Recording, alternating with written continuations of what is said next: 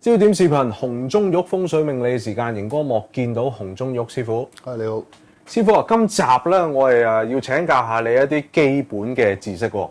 OK 嗱，我哋知道啦，其實喺你嗰個嘅一啲服務範圍上啦，其實除咗八字啦，仲有一樣嘢叫紫微斗數喎。係啊，冇錯。嗱，八字啊，坊間有好多人或者好多師傅，又或者正如師傅你之前啦，咁喺一啲唔同嘅預測啊，或者一啲嘅個案啦，你都有同我哋去用八字去講啦。咁嗱，紫微斗數咧，例如我哋嘅12生肖啦，係嘛，2022年嘅咁樣，咁你就係用紫微斗數去講。係啊，冇錯。咁其實我係想請教紫微斗數，聽就聽得多啦，真係，但係咩嚟嘅咧？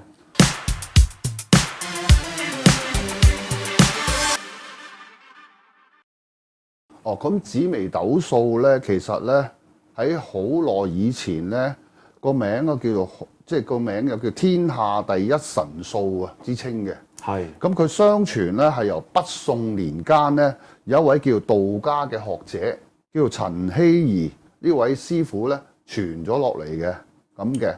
咁相傳咧以前呢種紫微斗數呢種算命學咧，只能夠喺皇帝嘅皇宮裏邊咧先至可以流行嘅。咁即係當時嘅皇帝咧設有一個叫欽天監嘅職位啊。咁呢個職位嘅人咧，佢做嘅嘢就係夜觀天象啊，睇下呢粒星啊、紫微星啊跌咗落邊度啊，有咩星啊侵略佢啊，睇國家大事啊，睇個皇帝啊有咩問題發生嘅咁樣嘅。咁另外嚟講咧，佢咧所以一般平民百姓咧係比較少接觸得到紫微斗數嘅，係一般嚟講佢係算嚟算咩咧？算呢個呢個太子能唔能夠話將來做到皇帝啊？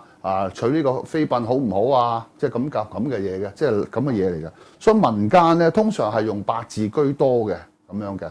所以紫微斗數咧比較上隱蔽啲嘅。直至到清朝嘅八國聯軍打入咗中國之後咧，嗰啲欽天監咧先至流傳咗呢一樣去民間。所以由嗰陣時先有傳落去民間，先有紫微斗數呢一樣嘢嘅。之前係冇嘅，亦都唔準學嘅，學咗會殺頭嘅，好嚴重嘅。咁所以以前喺古代係比較唔流行紫微斗數嘅，只流行八字㗎咋。所以喺嗰陣時喺清朝之間咧，先流傳到落嚟嘅咁嘅嘢嘅。咁但係人喺嗰個預測上邊咧，八字同紫微斗數個分別又會有啲咩咧？其實紫微斗數同八字咧都係利用一個叫出生嘅年月日時呢四樣嘢嚟推算一個人嘅將來嘅命運嘅。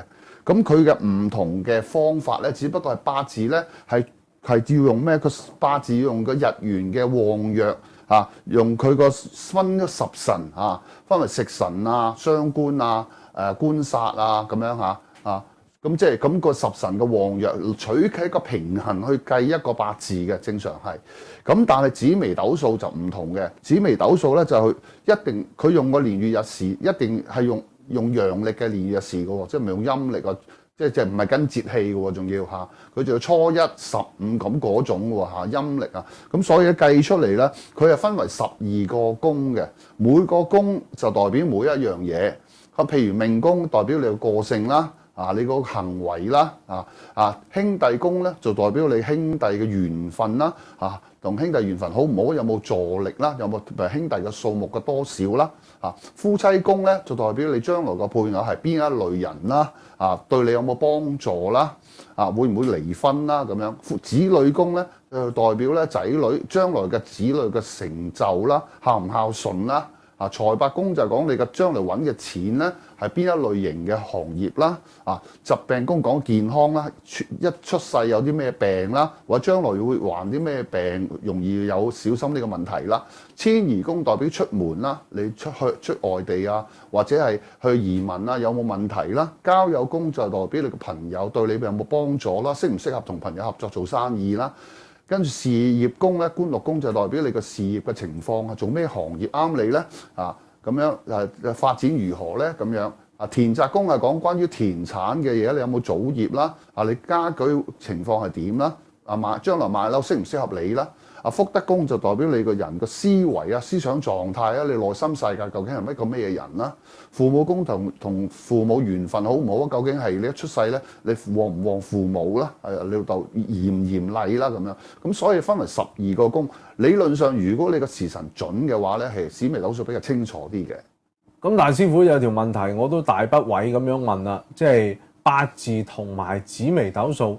有冇話可能一啲你嘅客啊，又或者坊間嘅人，即係會話喂，究竟邊樣準啲咧？咁樣其實兩樣都叻嘅。如果玩得叻就兩樣都準嚇。即係你話，如果係大家高手，大家都係高手玩得叻嘅話，兩樣都一樣咁準嘅，冇分別嘅。只不過咧，大家嘅睇法有啲咁多唔同，因為八字咧以捉用神為主，因為八字捉用神好難嘅，有陣時你捉唔到佢用神咧，你斷錯嘢嘅，斷得好錯得好犀利都可以嘅。紫微斗數反而喺呢方面咧容易會掌握一啲，因為佢分為12個宮啊，佢每一個宮代表每一樣嘢嚇，咁所以咧，如果譬如你睇喺財運睇財帛宮咯，睇事業又咪你事業宮咯，即係變咗比較清楚啲啊，咁所以咧佢比較上係容易掌握啲嚇，唔係話佢難學，反而係容易學一啲嚇。八字咧反而咧佢係易學難精，你起四柱好容易，但係你想玩到去出神入化咧，其實係好難㗎，嚇，因為佢得8個字，加埋大運都係10個字，加埋流年都係12個字，你得12個字講咗一生嘅嘢，你話難唔難度高啊？係咪？但係紫微斗數起碼12個宮位喎，變咗又流10年流年，佢變咗多嘢講好多咯，所以容易掌握少少比較。Okay. 即係嗱，師傅，我曾經聽過有人講呢樣嘢嘅，佢就話啊，我同樣攞我個時辰啫嘛，即係出生年月日時間啫嘛。咁我俾阿師傅去睇個八字咧，同埋我俾阿師傅睇嗰個紫微斗數咧，嘿，佢兩個講嘅嘢又唔同嘅咁樣，咁會唔會就係頭先你所講嗰樣嘢啦？冇錯，個用神錯咗。冇錯，如果你捉錯用神，相反嘅，全部相反，又好會變為唔好，唔好又會變為好嘅。所以你八字有呢個缺點，捉用神好難啊。佢個缺點嚟㗎其實，但係紫微斗數都一樣有缺點㗎。紫微斗數嘅缺點就係佢冇時辰串唔到嘅，即係你一定要年月日時4樣嘢齊晒嘅。而家好多人都唔知時辰出世㗎嘛，係咯。咁呢樣嘢紫微斗數你要用12個盤去揾嘅，比較難度高咗好多。但八字唔同喎，年月日都算到命㗎喎。係。咁有佢個優點喎，呢度就。所以如果你一個命你唔知佢時辰出世咧，你用八字算穩陣啲嘅。你用變咗你12個時辰咧，好難推嘅。你起碼要知道上晝、中午、夜晚呢3樣我哋先可以有把握揾到。如果12個時辰完全唔知咧，除非你發生一啲事，特別發生咗一啲事，而我可以用嗰個事件去推翻就得。如果唔係，好難推。如果你唔知道，好難推嘅。係。佢呢個亦都係個缺點嚟嘅。哦。咁樣即係雖然準起上嚟真係好準，咁但係咧始終都有一啲嘅難捉摸嘅地方啦。就係冇時辰算唔到嘅。係。所以一定要揾到個時辰出嚟。咁啊嗱，大師傅，我想請教啦。嗱，其實大家都知啦，係嘛？有對命理有興趣嘅人都知嘅。嗱，坊間咧有好多網站嘅，係嘛？咁啊純粹就入你嗰個嘅出生年月日入去咁樣，咁跟住咧八字嘅又有，紫微斗數嘅又有咁樣，咁啊跟住咧佢又俾好多啲嘅評語你啊，咁啊又講埋啊，即係你嘅所有嘢噶啦。其實嘅嗰啲咁樣嘅模式咧，即係咪都難嘅咧？會唔會正如頭先你所講，紫微斗數好難掌握嘅？你與其咁樣去信嗰啲咧，出事嘅機會率好高嘅咧？係啊，冇錯啊！你就咁睇嗰個即係電腦出嗰啲啦，即係叫做即係或者係一啲出邊即係就咁寫嗰啲咧，即係唔係揾專人去睇咧，真係會比較容易出錯。因為其實玩到紫微斗數咧，係其實真係幾深下嘅，佢可以即係公立極嘅。